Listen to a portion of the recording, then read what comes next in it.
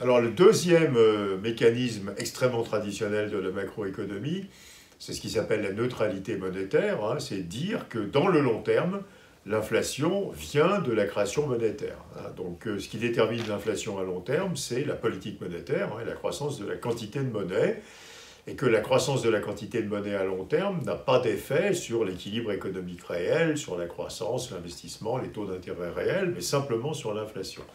Alors, ceci est extrêmement important parce que c'est la base de la politique monétaire, hein, parce que les banques centrales pensent toujours qu'à long terme, c'est bien la façon dont elles vont contrôler la quantité de monnaie qui déterminera l'inflation. C'est la base de toute la macroéconomie, hein, dans tous les modèles macroéconomiques habituels, qu'ils soient théoriques ou empiriques ou numériques, on suppose qu'à long terme, l'inflation vient de la politique monétaire et que le reste vient des autres politiques, hein, de la politique budgétaire, de la politique salariale, etc.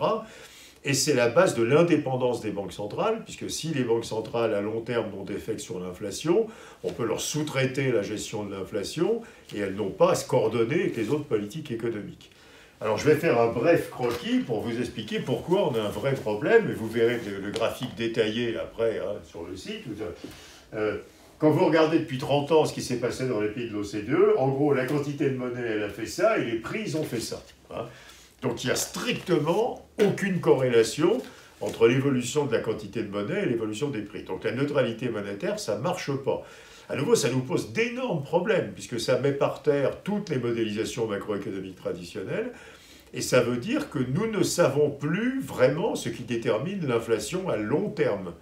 Si ce n'est pas la croissance de la quantité de monnaie, qu'est-ce qui détermine l'inflation à long terme? Alors il y a des thèses nouvelles qui apparaissent, hein, il y a la thèse du néo-fichérisme, qui nous explique que ce qui détermine l'inflation à long terme, c'est le choix des taux d'intérêt nominaux par la Banque centrale.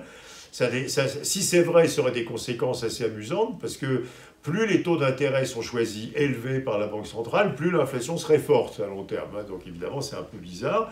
Mais honnêtement, nous sommes dans un vide. Hein. Si on doit rejeter l'idée que l'inflation est liée à la croissance de la quantité de monnaie dans le long terme, on ne sait plus bien ce qui détermine l'inflation à long terme et on est extrêmement dépourvu.